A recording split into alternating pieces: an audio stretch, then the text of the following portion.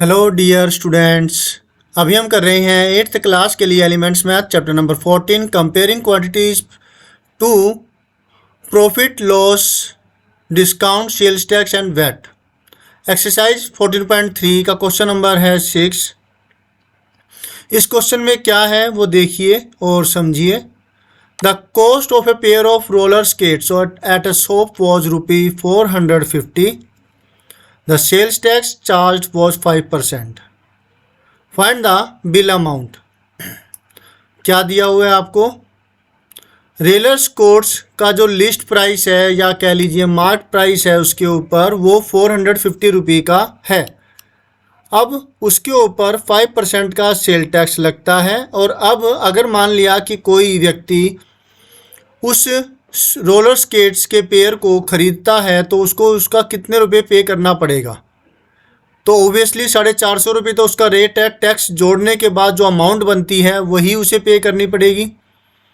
ऐसी हर जगह होता है कि अगर आप कोई सामान खरीद रहे हैं उस पर जीएसटी एसटी या वैट कुछ लगता है तो वो उसका उतना निकालने के बाद प्लस करके अमाउंट हमें उसमें उसको पे करनी होती है। तो वही चीज़ यहाँ पर है। इस क्वेश्चन के मैंने 4 क्वेश्चन और बनाए हैं, वो भी आप अच्छे से देखिएगा और फिर ये समझने के बाद सॉल्यूशन करने के बाद अच्छे से आने के बाद फिर उसको उन 4 सम्स को भी कीजिएगा। इससे क्या होगा, आपकी अंडरस्टैंडिंग बढ़ेगी और आप काफ़ी अच्छे तरीके से और क्वेश्चनों के लिए भी तैयार हो जाएंगे और पहले वाले क्वेश्चन भी ज़्यादा क्लियर होंगे। क्योंकि जितना ज़्यादा आप प्रैक्टिस करते हैं मैथ की या किसी भी चीज़ की, आप उसमें उतने ही ज़्यादा अच्छे होते चले जाते हैं। तो चलिए अब करते हैं इसके सॉल्यूशन को। Let us do.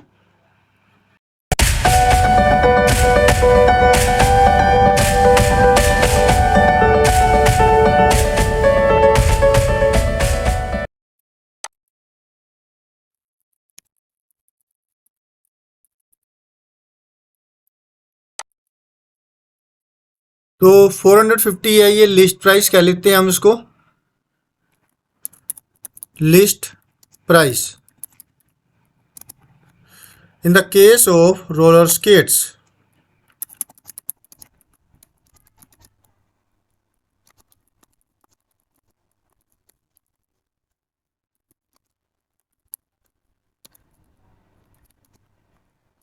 List price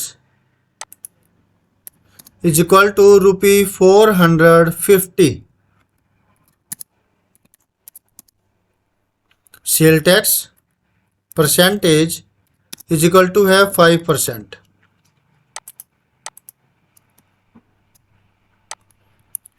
तो सेल टैक्स कितना होगा? Obviously 5% of 450। परसेंटेज हटेगा, नीचे 100 आ जाएगा, ऑफ हटेगा, मल्टीप्लाई हो जाएगा। 5/100 मल्टीप्लाई में 450। एक जीरो से एक जीरो कट गई और 5 को 45 से मल्टीप्लाई करें तो हमें मिलता है 5 5 25, 5 2 5 4 20, 20 एंड 2 22। बाय में 10 है तो डेसिमल जो है जंप करेगा और डेसिमल यहाँ पर अभी ये एक डिजिट यहाँ पर आ जाएगा, मतलब 22.5। अब क्योंकि डेसिमल के बाद रुपये पैसे में 2 डिजिट होना ज़रूरी है, इसलिए मैं इसको ऐसा कर रहा हूँ, एक जीरो और लगा दी मैंने, ठीक है। और रुपये का निशान लगाना नहीं भूलना आपने।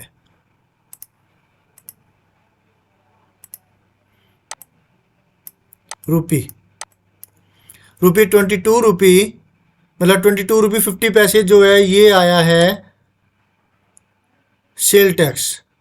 तो इतना टैक्स लगेगा, टैक्स जोड़ करके जो अमाउंट बनती है वो पे करना पड़ेगा, है ना। नाउ द बिल अमाउंट हुई 450 रुपये तो है ही है, जैसे ये तो देना ही पड़ेगा, साथ में टैक्स देना पड़ेगा 22 रुपये 50 पैसे का। तो ये अमाउंट जो है बनी एडिशन करते हुए तो आपको ध्यान रखना ही चाहिए 450 रुपी है तो डेसिमल नहीं तो डेसिमल यहाँ लगाना, और याद रहे डेसिमल के नीचे डेसिमल आना चाहिए। अब 22 रुपये 50 पैसे है, डेसिमल के बाद 50 है तो वो इस डेसिमल के नीचे डेसिमल, ठीक है ना। ये ना हो कि भाई आप इसको कुछ ऐसे लिख दो 22 और 50 ऐसे करके आप उसको लिख करके प्लस करो। ज़्यादातर बच्चे ऐसे प्लस करते हैं और फिर गलत कर देते हैं उसको। उनके हिसाब से ये क्या हुआ 27 रुपये। बताओ ज़रा, 450 रुपये में 22 रुपये 50 पैसे जोड़े तो 27 रुपये बनते हैं सिर्फ। या कुछ और कर देंगे 2700 रुपये कर देंगे, तो ये गलतियाँ नहीं करनी। इसको क्या करना है, थोड़ा सा शिफ्ट करना है, डेसिमल के नीचे डेसिमल होना चाहिए। इसको शिफ्ट किया डेसिमल यहाँ पर, और फिर यहाँ डेसिमल लगाएंगे और 00, और ये गलत आंसर है। प्लस करेंगे तो 0.05 डेसिमल के नीचे डेसिमल और यहाँ पर भी डेसिमल 202,527 472 रुपये 50 पैसे ये बनती है अमाउंट। क्लियर है ना।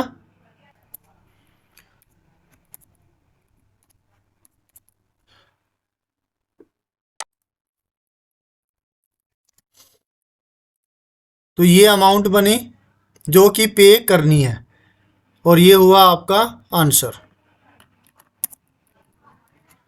अब असाइनमेंट की बारी। एक बार आप इसका स्क्रीनशॉट ले लीजिए, फिर असाइनमेंट का स्क्रीनशॉट ले लीजिएगा ध्यान से। ये तो वही रोलर स्केट्स का केस है, यहाँ पे शूज़ का केस ले लिया मैंने, बदल दिए केसेस। अमाउंट है वो भी बदल दी, सेल टैक्स है वो भी बदल दिया। तो हर एक में ये कुछ बदलाव मैंने किए हैं हर एक में। यहाँ पे क्या आ गया, पेयर ऑफ जीन्स है, इसकी अमाउंट 2000 रुपये और 12% का सेल टैक्स, राइट। इसी तरीके से यहाँ पर है पेयर ऑफ स्पेक्स है, अमाउंट है 3400 रुपीज़ और 7% का सेल टैक्स, और यहाँ पर रोलर स्केट्स ही रखा, अमाउंट इसकी थोड़ी सी महंगी कर दी 2300 रुपीज़ की, सेल टैक्स थोड़ा बढ़ा दिया 9% का 5% की बजाय, और इसमें भी हमें अमाउंट बतानी है। ये है टोटल। इसमें कोई गलती हो जाए तो आप मुझसे कह सकते हैं। इसी तरह की गलती एक जगह हुई थी, क्वेश्चन नंबर था वो शायद से